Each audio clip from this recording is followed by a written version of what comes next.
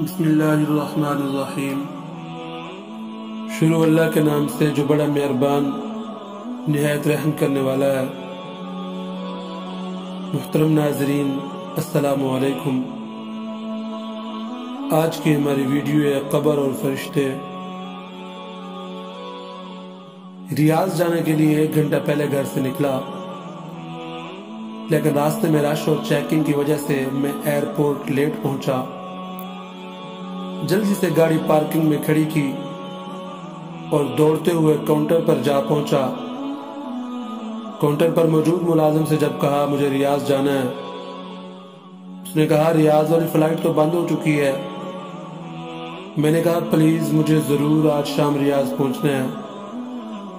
اس نے کہا زیادہ باتوں کی ضرورت نہیں ہے، اس وقت آپ کو کوئی بھی جانے نہیں دے گا۔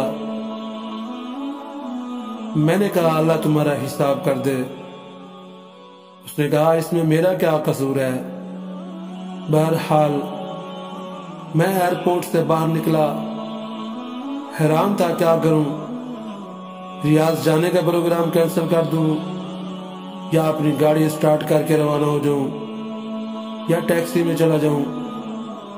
بہرحال ٹیکسی میں جانے والی بات پر اتفاق کیا۔ ایئرپورٹ کے باہر ایک پرائیویٹ گاڑی کھڑی تھی۔ میں نے پوچھا ریاض کے لیے کتنا لوگے؟ اس نے کہا 500 ریال۔ بہرحال 450 ریال میں بڑی مشکل سے راضی کیا اور اس کے ساتھ بیٹھ کر ریاض کے لیے روانہ ہو گیا۔ بیٹھتے ہی میں نے اس سے کہا کہ گاڑی تیز چلانی ہے۔ اس نے کہا فکر مت کرو، اور واقعی اس نے خطرناک حد تک گاڑی دوڑانا شروع کر دی۔ راستے میں اس سے کچھ باتیں ہوئی۔ اس نے میری جاب اور خاندان کے متعلق کچھ سوالات کیے اور کچھ سوال میں نے بھی پوچھ لیے۔ اچانک مجھے اپنی والدہ کا خیال آیا کہ ان سے بات کر لوں۔ میں نے موبائل نکالا اور والدہ کو فون کیا۔ انہوں نے پوچھا بیٹے کہاں ہو؟ میں نے جہاز کے نکل جانے اور ٹیکسی میں سفر کرنے والی بات بتا دی۔ ماں نے دعا دی بیٹے اللہ تمہیں ہر قسم کے شر سے بچا دے، اور میں نے کہا انشاءاللہ جب میں ریاض پہنچ جاؤں گا تو آپ کو اطلاع دے دوں گا۔ قدرتی طور پر میرے دل پر ایک پریشانی چھا گئی اور مجھے ایسا لگ رہا تھا جیسے کوئی مصیبت میرا انتظار کر رہی ہو۔ اس کے بعد میں نے اپنی بیوی کو فون کیا۔ میں نے اسے بھی ساری بات بتا دی اور اسے ہدایت کی کہ بچوں کا خیال رکھے، بالخصوص چھوٹی بچی کا۔ اس نے کہا جب سے تم گئے ہو مسلسل آپ کے بارے میں پوچھ رہی ہے۔ میں نے کہا میری بات کرواؤ۔ بچی نے کہا بابا آپ کب آئیں گے؟ میں نے بچی کو کہا ابھی تھوڑی دیر میں آ جاؤں گا، کوئی چیز چاہیے؟ وہ بولی ہاں میرے لیے چاکلیٹ لے آؤ۔ میں ہنسا اور کہا ٹھیک ہے۔ اس کے بعد میں اپنی سوچوں میں گم ہو گیا کہ اچانک ڈرائیور کے سوال نے مجھے چونکا دیا۔ پوچھا کیا میں سگریٹ پی سکتا ہوں؟ میں نے اسے کہا بھائی تم مجھے ایک نیک اور سمجھدار انسان لگ رہے ہو، تم کیوں خود کو اور اپنے مال کو نقصان پہنچا رہے ہو؟ اس نے کہا میں نے پچھلے رمضان میں بہت کوشش کی کہ سگریٹ چھوڑ دوں، لیکن کامیاب نہ ہو سکا۔ میں نے پھر سے کہا اللہ نے تمہیں بڑی قوت دی ہے، تم سگریٹ چھوڑنے کا معمولی سا کام نہیں کر سکتے۔ بہرحال اس نے کہا آج کے بعد میں سگریٹ نہیں پیوں گا۔ میں نے کہا اللہ تعالیٰ آپ کو ثابت قدمی عطا فرمائے، آمین۔ مجھے یاد پڑتا ہے کہ اس کے بعد میں نے گاڑی کے دروازے کے ساتھ سر لگایا کہ اچانک گاڑی سے زوردار دھماکے کی آواز آئی اور پتہ لگا کہ گاڑی کا ایک ٹائر پھٹ گیا ہے۔ میں گھبرایا اور ڈرائیور سے کہا سپیڈ کم کر دو۔ اور گاڑی کو قابو کرو۔ اس نے گھبراہٹ میں کوئی جواب نہیں دیا اور گاڑی ایک طرف نکل گئی اور کلا بازیاں کھاتی ہوئی ایک جگہ رک گئی۔ مجھے اس وقت اللہ نے توفیق دی کہ میں نے زور زور سے کلمہ شہادت پڑھا۔ مجھے سر میں چوٹ لگی تھی اور درد کی شدت سے ایسا محسوس ہو رہا تھا کہ سر پھٹا جا رہا ہے۔ میں جسم کے کسی حصے کو حرکت نہیں دے سکتا تھا۔ میں نے اپنی زندگی میں اتنا درد کبھی نہیں دیکھا تھا۔ میں بات کرنا چاہ رہا تھا لیکن بول نہیں سکتا تھا، جبکہ میری آنکھیں کھلی تھیں لیکن مجھے کچھ نظر نہیں آ رہا تھا۔ اتنے میں لوگوں کے قدموں کی آوازیں سنی جو ایک دوسرے سے کہہ رہے تھے کہ اسے ہلاؤ نہیں، سر سے خون نکل رہا ہے اور اس کی ٹانگیں ٹوٹ چکی ہیں۔ میری تکلیف میں اضافہ ہوتا چلا جا رہا تھا اور سانس لینے میں شدید دشواری محسوس کر رہا تھا۔ مجھے اندازہ ہوا کہ شاید میری موت آ گئی ہے۔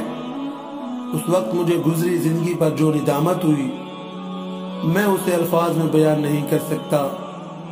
مجھے پتہ چلا کہ اب مجھے موت سے کوئی نہیں بچا سکتا۔ جی ناظرین، اس کہانی کی آخر میں بتاؤں گا کہ اس کی کیا حقیقت ہے۔ یہاں پر ہر بہن بھائی تصور کرے جو کچھ ہو رہا ہے میرے ساتھ ہو رہا ہے، کیونکہ ان قریب ہم سب کو اس ملتے جلتے حالات سے سب کچھ پیش آنا ہے۔ اس کے بعد لوگوں کی آوازیں آنا بند ہو گئی، میری آنکھوں کے سامنے مکمل تاریکی چھا گئی اور میں ایسا محسوس کر رہا تھا جیسے میرے جسم کو چھریوں سے کاٹا جا رہا ہو۔ اتنے میں مجھے ایک سفید ریش آدمی نظر آیا۔ اس نے کہا، بیٹے یہ تمہاری زندگی کی آخری گھڑی ہے، میں تمہیں نصیحت کرنا چاہتا ہوں کیونکہ اللہ تعالیٰ نے مجھے تمہارے پاس بھیجا ہے۔ میں نے پوچھا، کیا نصیحت ہے؟ اس نے کہا، عیسائیت کی ترغیب، کل لبح یسلیب، خدا کی قسم اس میں تمہاری نجات ہے۔ اگر تم اس پر ایمان لائے تو تمہیں اپنے گھر والوں کو لوٹا دوں گا اور تمہاری روح واپس لے آؤں گا۔ جلدی سے بولو، ٹائم ختم ہوا جا رہا ہے۔ مجھے اندازہ ہوا یہ شیطان ہے۔ مجھے اس وقت جتنی بھی تکلیف تھی اور جتنا بھی اذیت سے دوچار تھا، لیکن اس کے باوجود اللہ اور اس کے رسول پر پکا ایمان تھا۔ میں نے اسے کہا، جاؤ اللہ کے دشمن، میں نے اسلام کی حالت میں زندگی گزاری ہے اور مسلمان ہو کر مروں گا۔ اس کا رنگ زرد پڑ گیا۔ بولا، تمہاری نجات اسی میں ہے کہ تم یہودی یا نصرانی مر جاؤ، ورنہ میں تمہاری تکلیف بڑھا دوں گا اور تمہاری روح قبض کر لوں گا۔ میں نے کہا، موت تمہارے ہاتھ میں نہیں ہے، جو بھی ہو میں اسلام کی حالت میں ہی مروں گا۔ اتنے میں اس نے اوپر دیکھا اور دیکھتے ہی بھاگ نکلا۔ مجھے لگا جیسے کسی نے اسے ڈرایا ہو۔ اچانک میں عجیب قسم کے چہروں والے اور بڑے بڑے جسموں والے لوگ دیکھے۔ وہ آسمان کی طرف سے آئے اور کہا، السلام علیکم۔ میں نے کہا، وعلیکم السلام۔ اس کے بعد وہ خاموش ہو گئے اور ایک لفظ بھی نہیں بولے۔ ان کے پاس کفن تھے۔ مجھے اندازہ ہوا کہ میری زندگی ختم ہو گئی ہے۔ ان میں سے ایک بہت بڑا فرشتہ میری طرف آیا اور کہا، ایتھا النفس المطمئنہ اخرجی الی مغفرۃ من اللہ ورضوان۔ اے نیک روح، اللہ کی مغفرت اور اس کی خوشنودی کی طرف نکلا۔ یہ بات سن کر میری خوشی کا ٹھکانہ نہیں رہا۔ میں نے کہا، اللہ کے فرشتے، میں حاضر ہوں۔ اس نے میری روح قبض کر لی۔ مجھے اب ایسا محسوس ہو رہا تھا جیسے میں نیند اور حقیقت کے مابین ہوں۔ ऐसा لگا کہ مجھے جسم سے آسمان کی طرف اٹھایا جا رہا ہے۔ میں نے نیچے دیکھا تو پتہ چلا کہ لوگ میرے جسم کے ارد گرد کھڑے ہیں اور انہوں نے میرے جسم کو ایک کپڑے سے ڈھانپ دیا۔ ان میں سے کسی نے کہا انا للہ و انا الیہ راجعون۔ میں نے 2 فرشتوں کو دیکھا کہ وہ مجھے وصول کر رہے ہیں اور مجھے کفن میں ڈال کر اوپر کی طرف لے جا رہے ہیں۔ میں نے دائیں بائیں دیکھا تو مجھے افق کے علاوہ کچھ نظر نہیں آیا۔ مجھے بلندی سے بلندی کی طرف لے جایا جا رہا تھا۔ ہم بادلوں کو چیرتے چلے گئے جیسے کہ میں ایک جہاز میں بیٹھا ہوں، یہاں تک کہ پوری زمین مجھے ایک گیند کی طرح نظر آ رہی تھی۔ میں نے ان 2 فرشتوں سے پوچھا کیا اللہ مجھے جنت میں داخل کرے گا؟ انہوں نے کہا اس کا علم اللہ تعالیٰ کی ذات کو ہے، ہمیں صرف تمہاری روح لینے کی ذمہ داری سونپی گئی ہے اور ہم صرف مسلمانوں پر مامور ہیں۔ ہمارے قریب سے کچھ اور فرشتے گزرے جن کے پاس ایک روح تھی اور اس سے ایسی خوشبو آ رہی تھی کہ میں نے اپنی زندگی میں اتنی زبردست خوشبو کبھی نہیں سونگھی تھی۔ میں نے حیرانگی کے عالم میں فرشتوں سے پوچھا کہ کون ہے؟ اگر مجھے معلوم نہ ہوتا کہ اللہ کے رسول صلی اللہ علیہ وآلہ وسلم دنیا سے رحلت کر گئے ہیں تو میں کہتا کہ یہ شاید ان کی روح ہوگی۔ انہوں نے کہا کہ یہ ایک فلسطینی کی روح ہے جسے یہودیوں نے تھوڑی دیر پہلے قتل کیا جبکہ وہ اپنے دین اور وطن کی مدافعت کر رہا تھا۔ اس کا نام ابو العبد ہے۔ میں نے کہا کاش میں شہید ہو کر مرتا۔ اس کے بعد کچھ اور فرشتے ہمارے قریب سے گزرے، ان کے پاس ایک روح تھی جس سے سخت بدبو آ رہی تھی۔ میں نے پوچھا کہ کون ہے؟ انہوں نے کہا یہ بتوں اور گائے کو پوجنے والا ایک ہندو ہے جسے تھوڑی دیر پہلے اللہ تعالیٰ نے اپنے عذاب سے ہلاک کر دیا۔ میں نے شکر کیا کہ شکر ہے میں کم از کم مسلمان بنا ہوں۔ میں نے کہا میں نے آخرت کے سفر کے حوالے سے بہت پڑھا ہے لیکن یہ جو کچھ ہو رہا ہے میں نے کبھی اس کا تصور ہی نہیں کیا تھا۔ انہوں نے کہا شکر کرو مسلمان مرے ہو، لیکن ابھی تمہارے سامنے سفر بہت لمبا ہے اور بے شمار مراحل ہیں۔ اس کے بعد ہم فرشتوں کے ایک بہت بڑے گروہ کے پاس سے گزر گئے اور ہم نے انہیں سلام کیا۔ انہوں نے پوچھا یہ کون ہے؟ میرے ساتھ والے 2 فرشتوں نے جواب دیا کہ یہ ایک مسلمان ہے جو تھوڑی دیر پہلے حادثے کا شکار ہو گیا ہے اور اللہ نے ہمیں اس کی روح قبض کرنے کا حکم دیا۔ انہوں نے کہا مسلمانوں کے لیے بشارت ہے کیونکہ یہ اچھے لوگ ہیں۔ میں نے فرشتوں سے پوچھا یہ کون لوگ ہیں؟ انہوں نے کہا یہ وہ فرشتے ہیں جو آسمان کی حفاظت کرتے ہیں اور یہاں سے شیطانوں پر شہاب پھینکتے رہتے ہیں۔ میں نے کہا یہ تو اللہ تعالیٰ کی بہت عظیم مخلوق ہے۔ انہوں نے کہا ان سے بھی زیادہ عظیم فرشتے ہیں۔ میں نے پوچھا وہ کون ہیں؟ وہ بولے جبرائیل اور عرش کو اٹھانے والے فرشتے، اور یہ سب مخلوق ایسی ہے کہ اللہ تعالیٰ کے حکم کی سرتابی نہیں کیا کرتے۔ لا یعصون اللہ ما امرهم ویفعلون ما یؤمرون، وہ اللہ کے دیے ہوئے کسی حکم کی نافرمانی نہیں کرتے اور جو حکم دیا جاتا ہے اسے بجا لاتے ہیں۔ اس کے بعد ہم مزید اوپر چڑھتے گئے یہاں تک کہ آسمان دنیا پر پہنچ گئے۔ میں اس وقت ایک خوف اور قرب کے عالم میں تھا کہ نہ معلوم آگے کیا ہوگا۔ میں نے آسمان کو بہت بڑا پایا اور اس کے اندر دروازے تھے جو بند تھے اور ان دروازوں پر فرشتے تھے جن کے جسم بہت بڑے تھے۔ دو فرشتوں نے کہا السلام علیکم ورحمۃ اللہ، اور ان کے ساتھ میں نے بھی یہی الفاظ دہرائے۔ دوسرے فرشتوں نے جواباً وعلیکم السلام ورحمۃ اللہ وبرکاتہ، اور انہوں نے کہا رحمت کے فرشتوں اہلاً و سہلاً، ضرور یہ مسلمان ہی ہوگا۔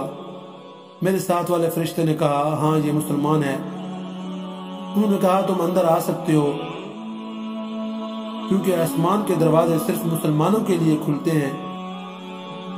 کافروں کے بارے میں اللہ تعالیٰ کا حکم ہے لا تفتح لهم ابواب السماء، کافروں کے لیے آسمان کے دروازے نہیں کھلیں گے۔ ہم اندر آ گئے تو بہت ساری عجیب چیزیں دیکھیں، پھر ہم آگے بڑھے اور اوپر چڑھنا شروع کیا، یہاں تک کہ دوسرا، تیسرا، چوتھا، پانچواں، چھٹا اور بالآخر ساتواں آسمان پر جا پہنچے۔ یہ آسمان باقی تمام آسمانوں سے بڑا نظر آیا، جیسے ایک بہت بڑا سمندر۔ فرشتے کہہ رہے تھے اللہم انت السلام ومنک السلام تبارکت یا ذو الجلال والاکرام۔ مجھ پر ایک بہت بڑی ہیبت طاری ہوئی، سر نیچے کیا اور آنسو جاری ہوئے۔ اللہ تعالیٰ نے میرے بارے میں حکم صادر فرمایا کہ میرے اس بندے کا نام علیین میں لکھ دو اور اسے زمین کی طرف واپس لے جاؤ، کیونکہ میں نے انہیں زمین سے پیدا کیا ہے اور اسی میں ان کی واپسی ہوگی، اور ایک بار پھر اسی زمین سے انہیں اٹھاؤں گا۔ شدید رعب، ہیبت اور خوشی کے ملے جلے جذبات میں نے کہا پروردگار تو پاک ہے، لیکن ہم نے تیری وہ بندگی نہیں کی جو ہونی چاہیے تھی۔ میں نے کہا سبحانک ما عبدک حق عبادتک۔ فرشتے مجھے لے کر واپس زمین کی طرف روانہ ہوئے، اور جہاں جہاں سے گزرتے گئے دوسرے فرشتوں کو سلام کرتے گئے۔ میں نے راستے میں ان سے پوچھا کیا میں اپنے جسم اور گھر والوں کے متعلق جان سکتا ہوں؟ انہوں نے کہا اپنے جسم کو عن قریب تم دیکھ لو گے، لیکن جہاں تک تمہارے گھر والوں کا تعلق ہے ان کی نیکیاں آپ کو پہنچتی رہیں گی، لیکن تم انہیں دیکھ نہیں سکتے۔ اس کے بعد وہ مجھے زمین پر لے آئے اور کہا اب تم اپنے جسم کے ساتھ رہو، ہمارا کام ختم ہو گیا ہے۔ اب قبر میں تمہارے پاس دو فرشتے آئیں گے۔ میں نے کہا اللہ تعالیٰ آپ کو جزائے خیر دے، کیا میں پھر کبھی آپ کو دیکھ سکوں گا؟ انہوں نے کہا قیامت کے دن، اور اس کے ساتھ ان پر ہیبت طاری ہوئی۔ پھر انہوں نے کہا اگر تم اہل جنت میں سے نکلے تو ہم ساتھ ساتھ ہوں گے انشاءاللہ۔ میں نے پوچھا جو کچھ میں نے دیکھا اور سنا کیا اس کے بعد بھی میرے جنت جانے میں کچھ شک رہ گیا ہے؟ انہوں نے کہا تمہارے جنت جانے کے بارے میں اللہ ہی بہتر جانتا ہے۔ تمہیں جو عزت اور اکرام ملا وہ اس لیے ہے کہ تم مسلمان مرے ہو، لیکن تمہیں اعمال کی پیشی اور میزان سے ضرور گزرنا ہے، پیش آنا ہے۔ مجھے اپنے گناہ یاد آئے اور کہا کہ زور زور سے رو۔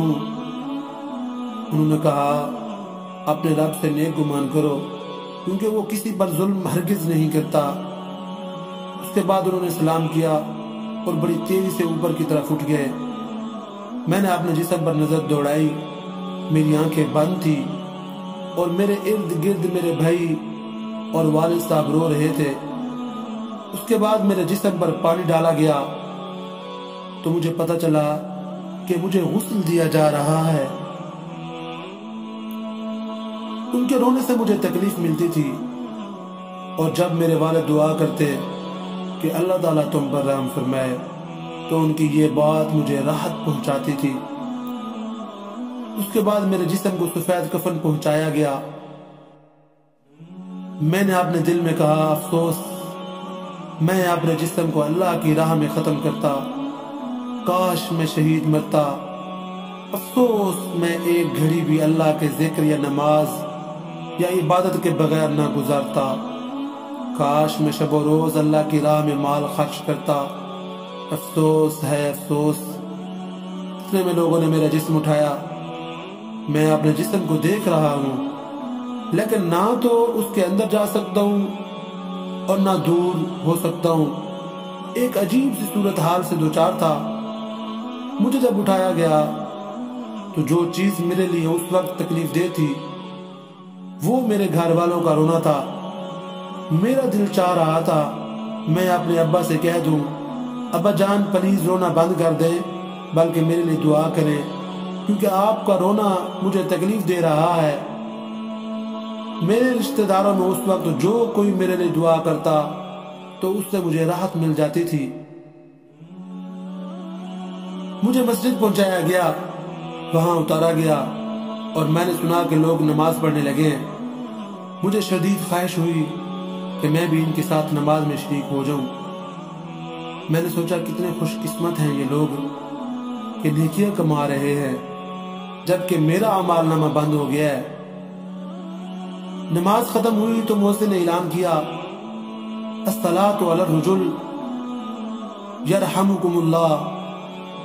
امام میرے قریب آیا اور نماز جنازہ شروع کی۔ میں حیران ہوا کہ وہاں بہت سارے فرشتے آ گئے جو ایک دوسرے سے باتیں کر رہے تھے کہ نماز پڑھنے والے کتنے لوگ ہیں اور ان میں کتنے موحد ہیں جو اللہ کے ساتھ شرک نہیں کرتے۔ چوتھی تکبیر میں نے دیکھا کہ فرشتے کچھ لکھ رہے ہیں۔ مجھے اندازہ ہوا کہ وہ لوگوں کی دعائیں لکھ رہے ہوں گے۔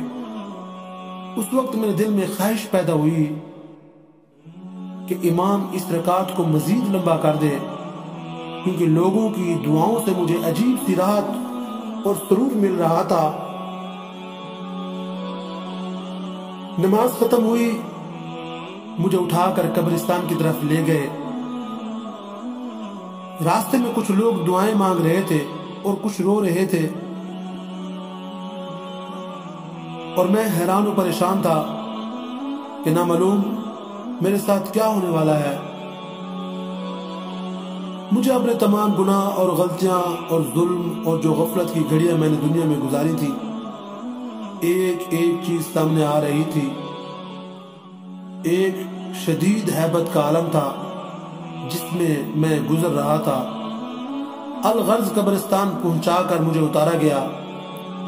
اس وقت مختلف قسم کی آوازیں سننے میں آئیں۔ کوئی کہہ رہا ہے جنازے کو راستہ دے دو، کوئی کہہ رہا ہے اس طرف سے لے جاؤ، کوئی کہتا ہے قبر کے اوپر لکھ دو۔ یا اللہ، میں نے کبھی اپنے بارے میں ایسی باتیں نہیں سوچی تھی۔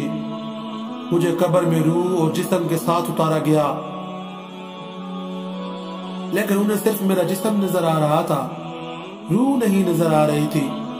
اس کے بعد لحد کو بند کرنا شروع کر دیا۔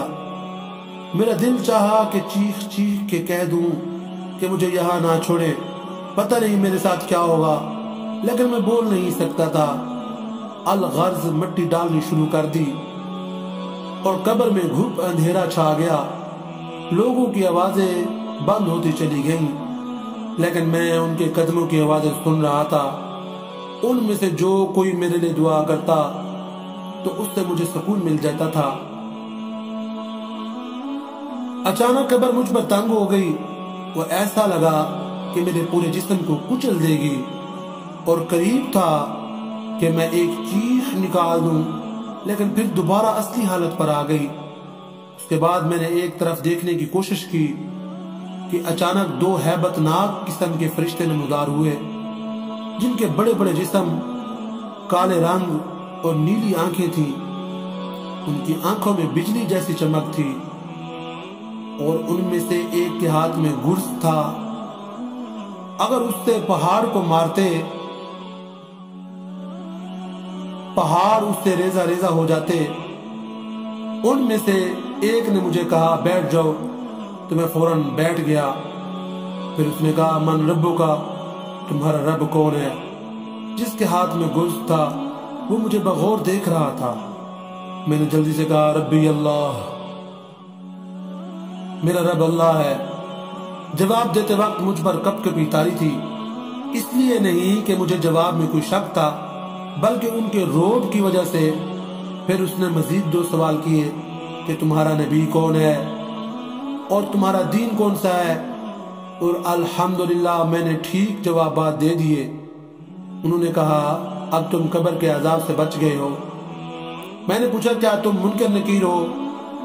انہوں نے جواباً کہا ہاں، اور بولے اگر تم صحیح جوابات نہ دیتے تو ہم تمہیں اس گل سے مارتے اور تم اتنی چیخیں نکالتے کہ اسے زمین کی ساری مخلوق سن لیتی سوائے انسانوں اور جنوں کے، اور اگر جن و انس اسے سن لیں تو بے ہوش ہو جائیں گے۔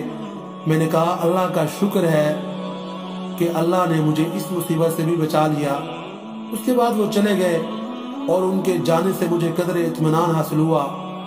ان کے چلے جانے کے ساتھ ہی مجھے سخت گرمی محسوس ہوئی اور مجھے لگا کہ میرا جسم جلنے والا ہے، جیسے کہ جہنم سے کوئی کھڑکی کھولی گئی ہو۔ اتنے میں 2 اور فرشتے نمودار ہوئے اور کہا السلام علیکم ورحمۃ اللہ وبرکاتہ۔ میں نے جواب دیا وعلیکم السلام ورحمۃ اللہ وبرکاتہ۔ انہوں نے کہا ہم فرشتے ہیں،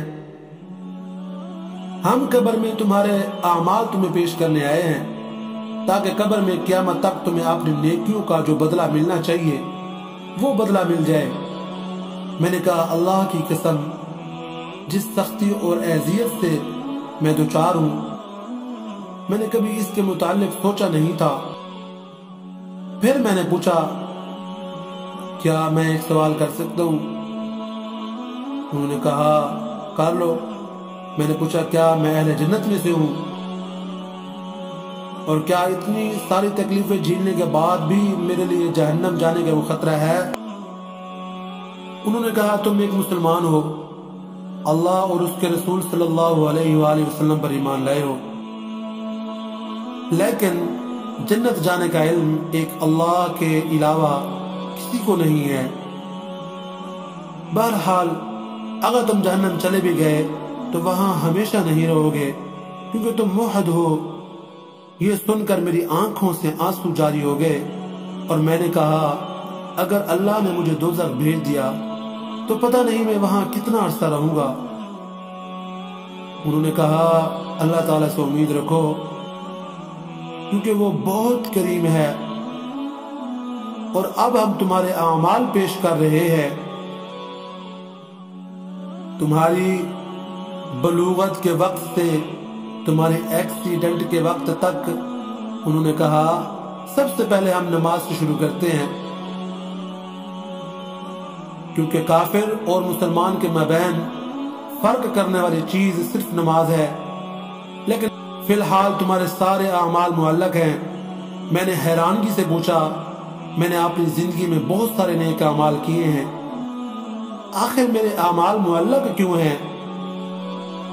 اور اس وقت جو میں اپنے جسم میں دنیا جہان کی گرمی محسوس کر رہا ہوں اس کی کیا وجہ ہے؟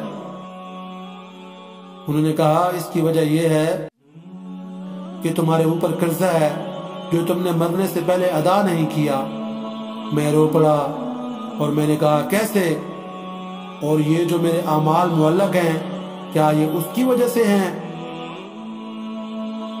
میرا سوال ابھی پورا نہیں ہوا تھا کہ میری قبر میں اچانک روشنی آ گئی اور ایک ایسی خوشبو پھیل گئی کہ ایسی خوشبو نہ میں نے اپنی زندگی میں کبھی سونگھی اور نہ مرنے کے بعد۔ اس روشنی سے آواز آئی السلام علیکم ورحمۃ اللہ وبرکاتہ۔ میں نے کہا وعلیکم السلام ورحمۃ اللہ وبرکاتہ۔ میں نے پوچھا تم کون ہو؟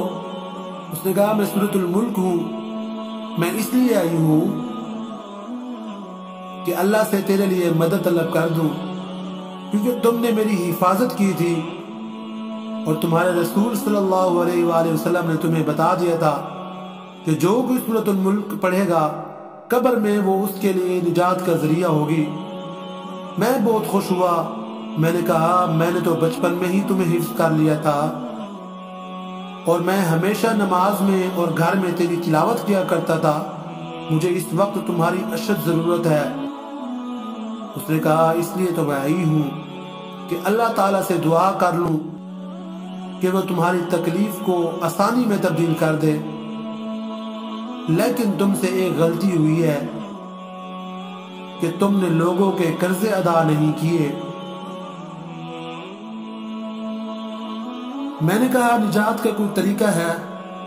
اس نے کہا 3 باتوں میں سے کوئی ایک بات مسئلہ حل کر سکتی ہے۔ میں نے جلدی سے کہا وہ کون سی باتیں ہیں؟ اس نے کہا پہلے یہ بتا دو کہ تم نے کوئی کاغذ لکھ کر چھوڑا ہے جسے دیکھ کر تمہارے ورثاء وہ قرضہ ادا کر دیں۔ ورثاء کا نام سن کر میرے تو آنسو نکل آئے۔ مجھے تمام گھر والے، امی، ابو، بیوی، بہن، بھائی اور بچے یاد آئے۔ پتہ نہیں میرے بعد ان کا کیا حال ہوگا، خاص میری چھوٹی بچی جس کے ساتھ میں نے چاکلیٹ کا وعدہ کیا تھا۔ اب کون اس کے لیے چاکلیٹ لے کر دے گا؟ میری بیوی کو لوگ بیوہ کہیں گے، کون ان کا خیال رکھے گا؟ سورۃ الملک نے پوچھا لگ رہا ہے تم کوئی چیز یاد کر رہے ہو۔ میں نے کہا مجھے اپنے اہل و عیال اور بچے یاد آئے ہیں کہ میرے بعد ان کا کیا حال ہوگا۔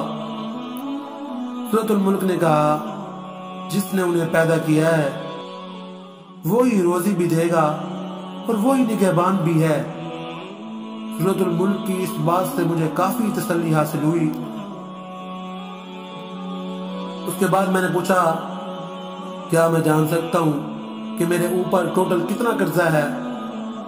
سورۃ الملک نے کہا کہ میں نے فرشتے سے پوچھا ہے تو اس نے بتایا کہ 1700 ریال۔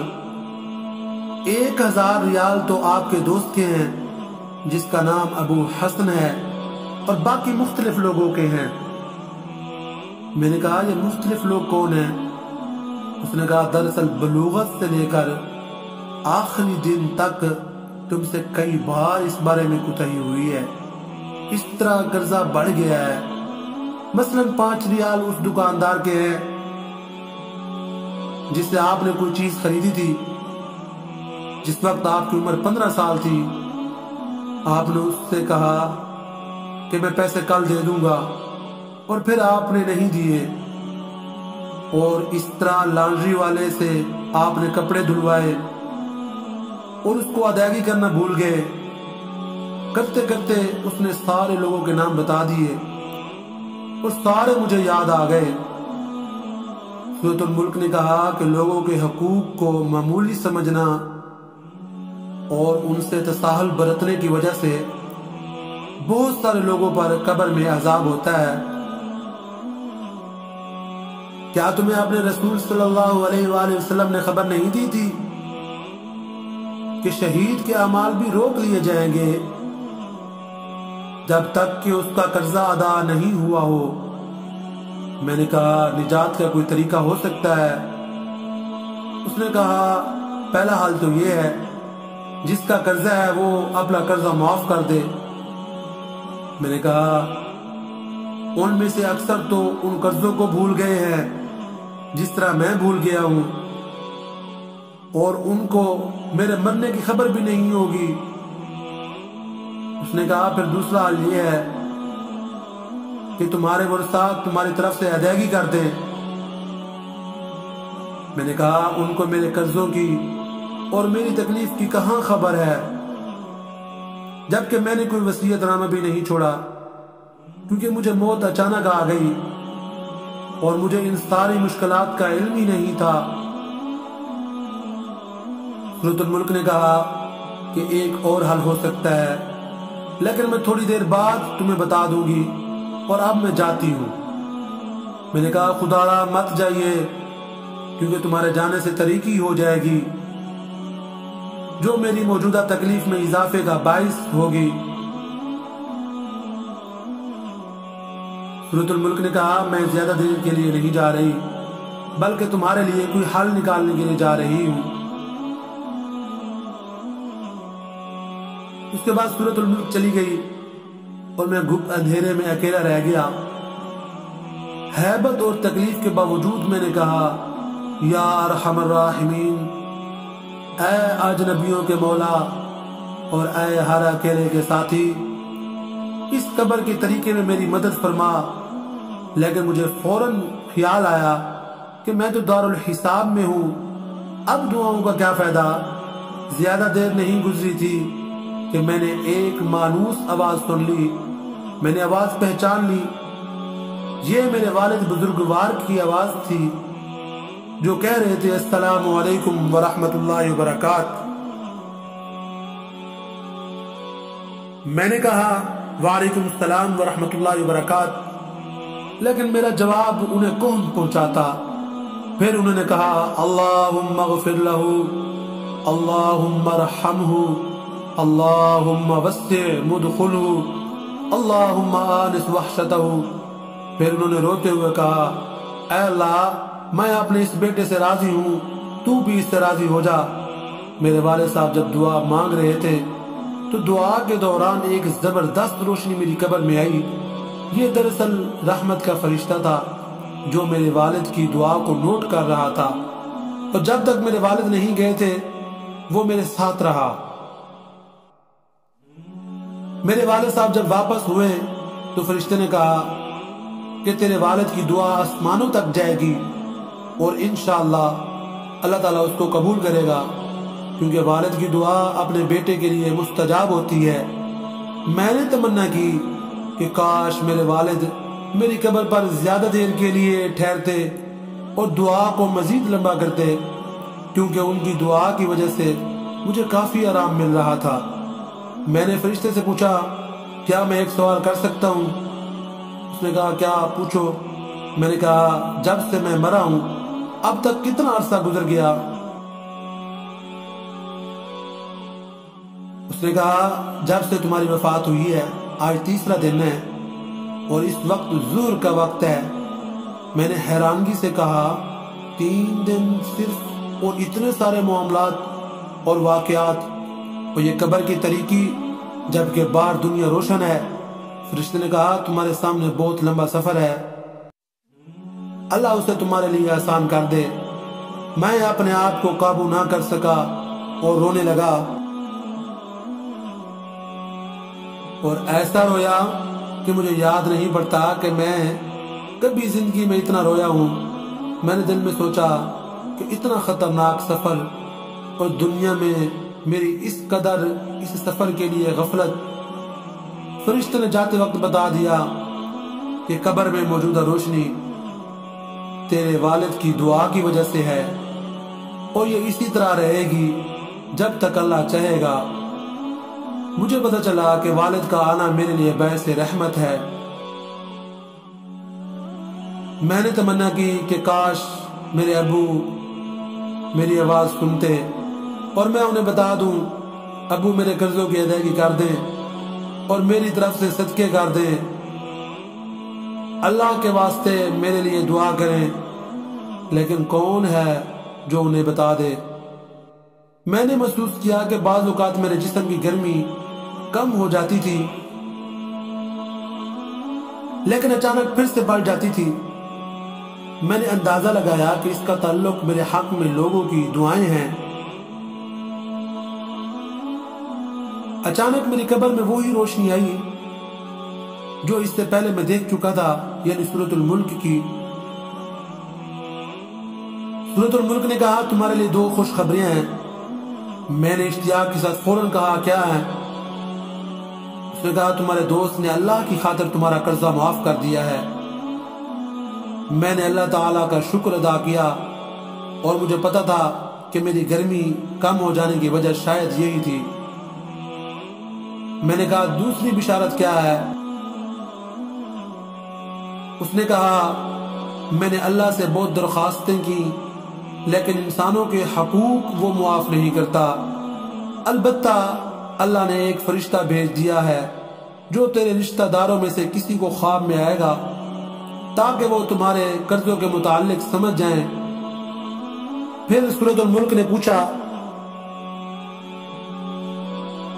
تمہارے خیال میں کون بہتر ہے، جس کو خواب میں فرشتہ کسی شکل میں آئے اور پھر وہ اس کو سچا سمجھ کر قرضہ کی ادائیگی کرے، میں نے اپنی امی کے بارے میں سوچا، لیکن پھر سوچا کہ اگر اس نے مجھے خواب میں دیکھا تو رونا شروع کر دے گی، تو خواب کی تعبیر کو نہیں سمجھ سکے گی۔ پھر میں نے تمام رشتہ داروں کے متعلق سوچا، اور جو بندہ مجھے بہتر لگا وہ میری بیوی تھی،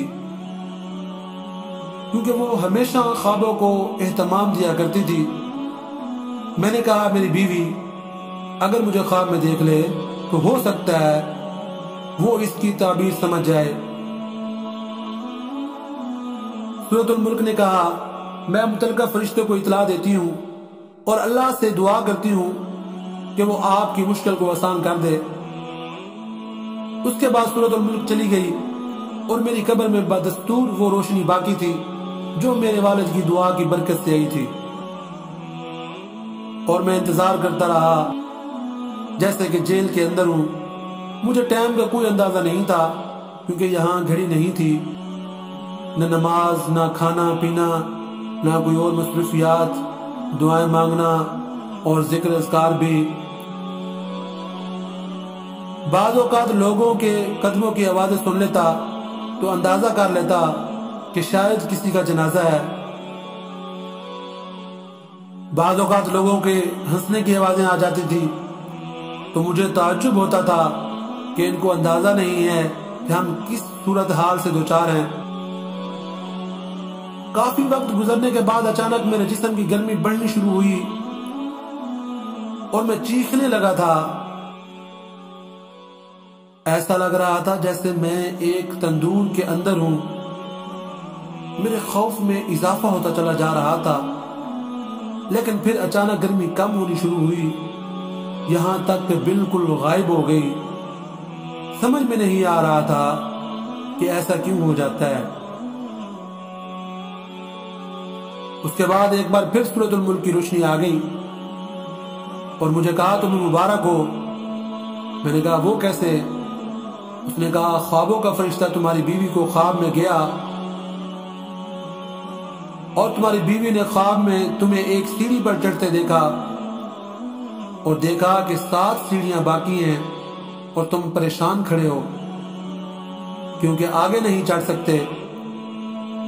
پھر وہ فجر کی نماز سے پہلے اٹھی، تمہاری یاد میں بہت روئی اور صبح ہوتے ہی ایک عورت سے رابطہ کیا جو خوابوں کی تعبیر کرتی تھی اور اسے اپنا خواب سنایا۔ اس عورت نے کہا اے بیٹی، تمہارا شوہر قبر میں تکلیف میں مبتلا ہے کیونکہ اس پر کسی کا 1700 ریال قرض ہے۔ تیری بیوی نے پوچھا کس کا قرض ہے اور ہم کیسے ادا کریں؟ اس نے کہا مجھے نہیں معلوم اس بارے میں علماء سے معلوم کرو۔ پھر تیری بیوی نے ایک شیخ کی اہلیہ سے رابطہ کیا اور اسے ساری بات بتا دی تاکہ وہ شیخ سے جواب پوچھ لے۔ الغرض شیخ نے کہا کہ میت کی طرح سے صدقہ کر دے، ہو سکتا ہے اللہ تعالیٰ اسے قبول کر کے میت کا عذاب ہٹا دے۔ تیری بیوی کے پاس سونا تھا جس کی قیمت 4000 ریال تھی، اس نے وہ سونا تیرے والد کو دیا اور تیرے والد نے اس کے ساتھ کچھ رقم مزید لگا کر صدقہ کر دیا، یوں تیرا مسئلہ حل ہو گیا۔ میں نے کہا الحمدللہ، مجھے اس وقت کوئی تکلیف نہیں ہے، اور یہ سب کچھ اللہ تعالیٰ کے فضل اور تیرے تعاون سے ہوا ہے۔ سورۃ الملک نے کہا اب اعمال والے فرشتے تمہارے پاس آ جائیں گے۔ میں نے پوچھا کیا اس کے بعد بھی میرے لیے کوئی خطرہ ہے؟ اس نے کہا سفر بہت لمبا ہے، ہو سکتا ہے اس میں کئی سال لگ جائیں، لہذا اس کے لیے تیار رہو۔ کئی سال والے جواب نے میری پریشانی میں اضافہ کر دیا۔ سورۃ الملک نے کہا بہت سارے لوگ صرف اس وجہ سے قبروں میں عذاب جھیل رہے ہیں کہ وہ بعض باتوں کو معمولی سمجھتے تھے جبکہ اللہ کے نزدیک وہ معمولی نہیں ہیں۔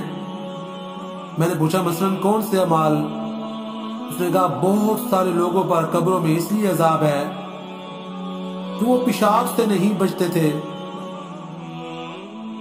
اور گندگی کی حالت میں اللہ کے سامنے کھڑے ہوتے تھے، اور اس طرح چغلی اور چوری اور سود اور مال یتیم کی وجہ سے بہت سارے لوگوں پر عذاب ہو رہا ہے۔ پھر اس نے کہا کہ کچھ لوگوں پر عذاب قبر اس لیے ہے تاکہ قیامت کے آنے سے پہلے پہلے ان کا کھاتا صاف ہو جائے، اور کچھ لوگوں پر قیامت تک عذاب رہے گا اور پھر جہنم میں بھی داخل کیے جائیں گے۔ میں نے کہا اللہ تعالیٰ کی سزا سے بچنے کی کوئی سبیل ہے؟ سورۃ الملک نے کہا کہ عمل تو تمہارا منقطع ہو چکا ہے، البتہ 3 کام ایسے ہیں جو تمہیں اب بھی فائدہ پہنچا سکتے ہیں۔ میں نے پوچھا وہ کیا ہے؟ اس نے کہا اہل و عیال کی دعا اور نیک عمل، اس کے علاوہ کوئی کام اگر تم نے دنیا میں کیا ہے جو انسانوں کے لیے نفع بخش ہو، مثلا مسجد کی تعمیر، تو اس سے مرنے کے بعد بھی مستفید ہوتا رہے گا۔ اس طرح اگر علم کی نشر و اشاعت میں تم نے حصہ لیا ہوگا تو وہ بھی اب تمہارے لیے نفع بخش ہے۔ میں نے کہا میں کتنا بدبخت ہوں کہ دنیا میں کتنے عمل کے مواقع تھے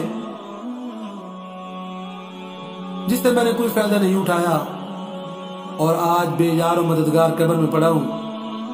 میرا دل چاہا میں چیخ چیخ کر لوگوں کو پکاروں کہ اے لوگوں قبر کے لیے تیاری کر لو۔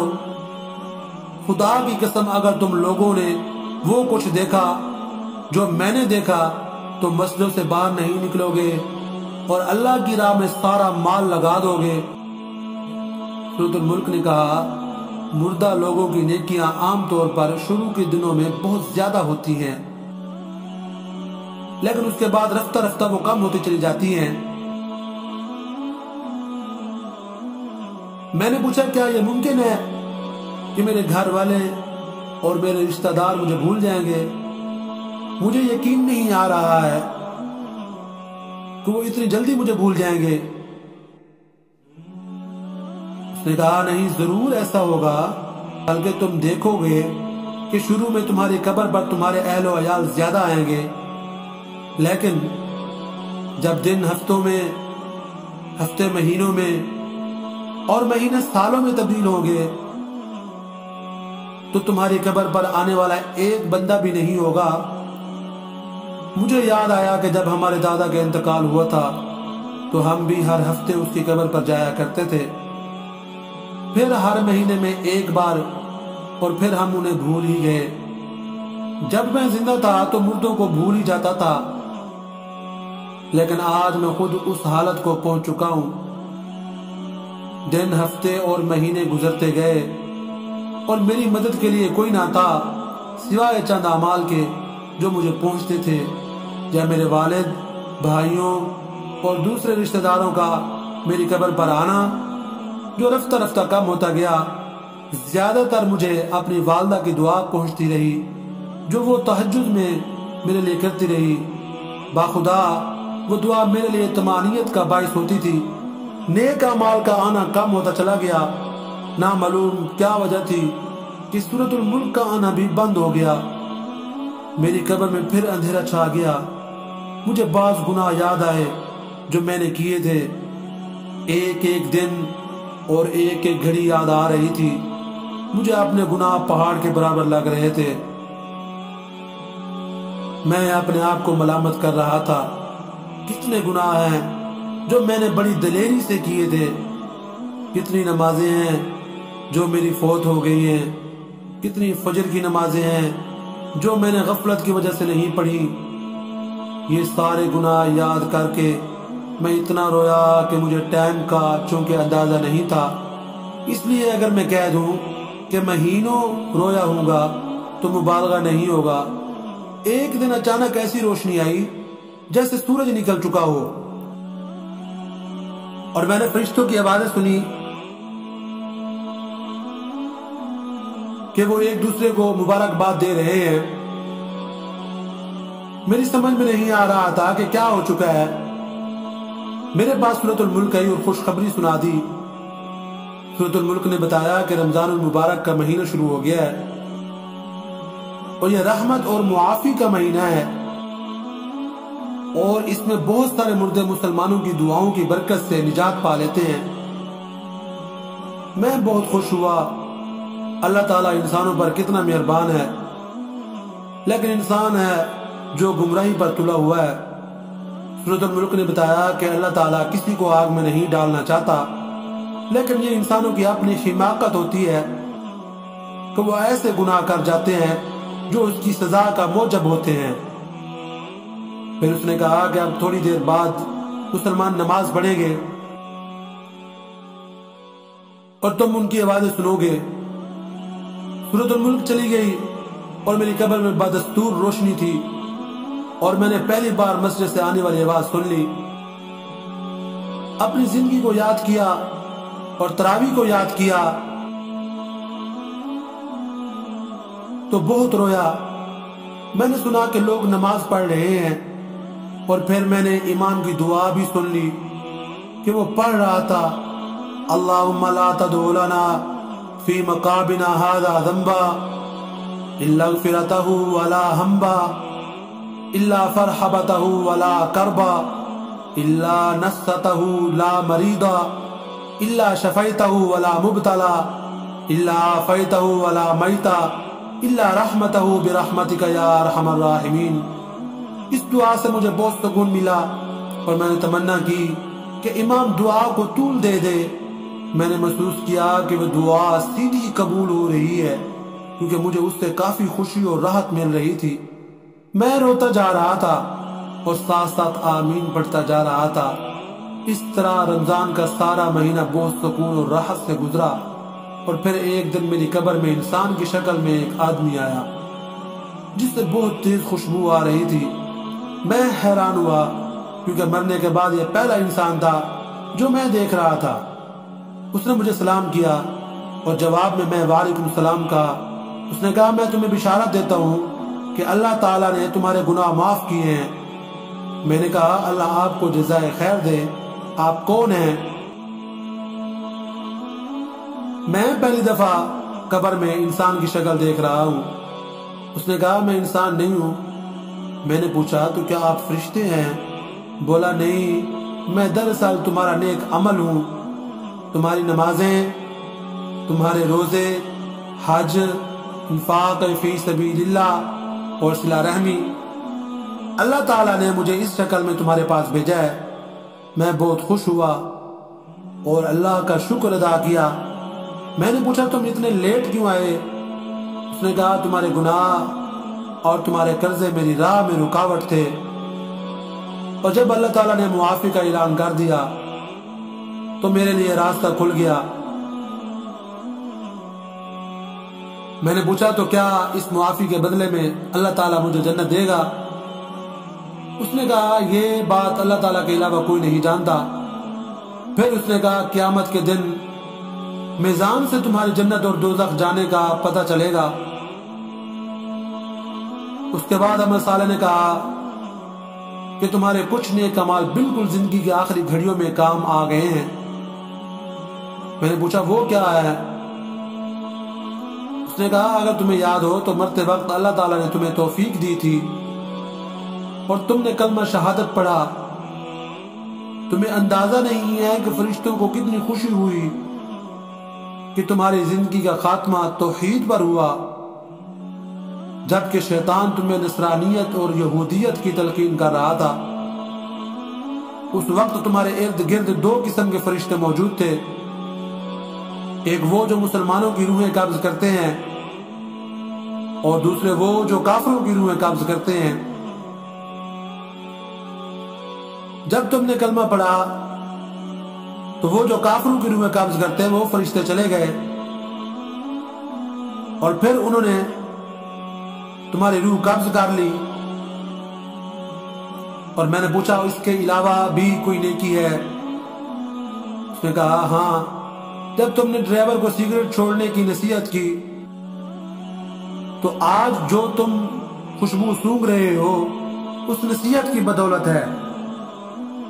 اس کے علاوہ اپنی والدہ کو تمہاری کال اور اس کے ساتھ جو بھی تم نے باتیں کی، اللہ تعالیٰ نے ہر بات کے بدلے تمہارے لیے نیکیاں لکھ دی۔ مجھے یاد آیا جو باتیں میں نے والدہ سے کی تھی، مجھے پتا ہوتا تو میں ان باتوں میں گھنٹہ لگا دیتا۔ پھر عمل صالح نے بتایا کہ زندگی کے آخری وقت میں ایک گناہ بھی تمہارے کھاتے میں لکھا گیا۔ میں حیران ہوا اور پوچھا وہ کیسے؟ عمل صالح بولا تم نے بچی سے کہا میں تھوڑی دیر میں آ جاؤں گا، اس طرح تم نے ان سے جھوٹ بول دیا، کاش مرنے سے پہلے تم توبہ کر لیتے۔ میں رویا، میں نے کہا اللہ کی قسم میرا ارادہ جھوٹ کا نہیں تھا، بلکہ میرا خیال یہ تھا کہ اس طرح وہ میرے آنے تک صبر کر لے گی۔ اس نے کہا جو بھی ہو آدمی کو سچ بولنا چاہیے، کیونکہ اللہ تعالیٰ سچے لوگوں کو پسند کرتا ہے اور جھوٹ بولنے والوں کو ناپسند کرتا ہے، لیکن لوگ اس میں بہت ساحل اور غفلت کا مظاہرہ کرتے ہیں۔ پھر اس نے کہا تمہاری وہ بات بھی گناہ کے کھاتے میں لکھ دی گئی ہے جو تم نے ایئرپورٹ میں کاؤنٹر پر بیٹھے ہوئے شخص سے کہہ دی کہ اللہ تمہارا حساب کر دے۔ اس طرح تم نے ایک مسلمان کا دل دکھا دیا۔ میں حیران ہو گیا کہ اتنی معمولی باتیں بھی ثواب اور گناہ کا باعث بنی ہیں۔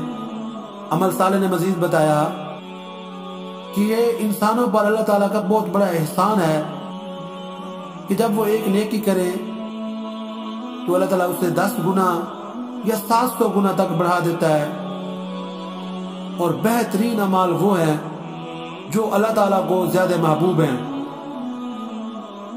اور 5 وقت نماز کے بارے میں کیا خیال ہے؟ میں نے کہا۔ عمل صالح نے کہا کہ نماز، زکوٰۃ، صیام، حج وغیرہ تو فرائض ہیں، میں ان کے علاوہ بھی تمہیں ایسے اعمال بتا دوں گا جو اللہ تعالیٰ کو بہت محبوب ہیں۔ میں نے کہا وہ کیا ہے؟ بولا تمہاری عمر جب 20 سال تھی تم عمرے کے لیے رمضان کے مہینے میں گئے تھے، تم نے وہاں 100 ریال کی افطاری خرید کر لوگوں میں بانٹ دی، اس کا بہت اجر تم نے کمایا ہے۔ اس طرح ایک بار بوڑھی عورت کو کھانا کھلایا تھا، وہ بوڑھی ایک نیک عورت تھی، اس نے تمہیں جو دعائیں دی اس کے بدلے اللہ تعالیٰ نے تمہیں بہت نیکیاں اور اجر دیا ہے۔ میں تمہیں ایک اور بات بتا دوں، ایک بار تم مدینہ جا رہے تھے کہ راستے میں تمہیں ایک آدمی کھڑا ملا جس کی گاڑی خراب ہوئی تھی، تم نے اس کی جو مدد کی اللہ تعالیٰ کو تمہاری وہ نیکی بہت پسند آئی اور تمہیں اس کا بہت بڑا اجر ملا ہے۔ اس کے بعد میری قبر کھل گئی اور اس میں بہت زیادہ روشنی آ گئی اور فرشتوں کے گروہ در گروہ آتے ہوئے مجھے نظر آنے لگے۔ جی ناظرین ذرا سوچئے، یہ کہانی ایک عبرت کے لیے لکھی گئی ہے، لیکن احادیث مبارکہ کے بیان کے مطابق ہے۔ کیا اس کہانی کے سننے کے بعد بھی ہم آخرت کے لیے فکر مند نہیں ہوں گے؟ اس کہانی کے بعد بھی ہم گناہ کریں گے؟ کیا اس کہانی کے سننے کے بعد بھی ہم فجر کی نماز سے غیر حاضر ہوں گے؟ جی ناظرین، اگر ویڈیو اچھی لگے تو ویڈیو کو لائک کریں اور چینل کو لازماً سبسکرائب کریں۔ ملتے ہیں نیکسٹ ویڈیو میں۔ اللہ حافظ۔